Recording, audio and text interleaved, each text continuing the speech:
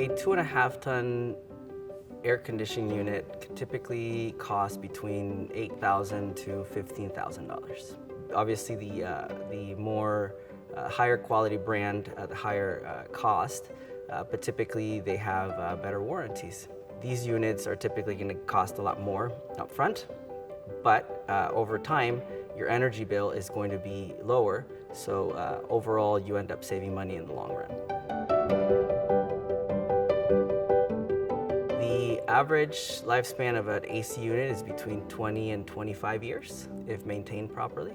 AC units typically require maintenance every year, and it's not necessarily because they're going to break or they're not functioning properly. It's just to do preventative work so that you don't have problems down the road.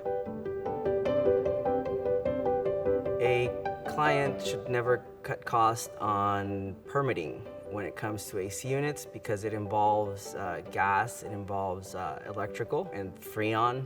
All of these things could be very harmful, and so they want to make sure to always get it inspected by the city and have all of their permitting in place. The typical payment schedule for an HVAC unit is 10% at the time of signing. We then ask for 50% of the balance at the time that we deliver the equipment, and the remaining balance after we pass final inspection.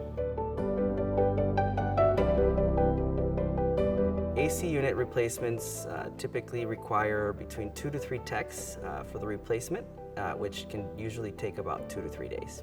Typically, the distributors have all of the materials on stock, and you're able to start a project next day if it was necessary. For air conditioning, the busy season is during the summer, during the heat waves.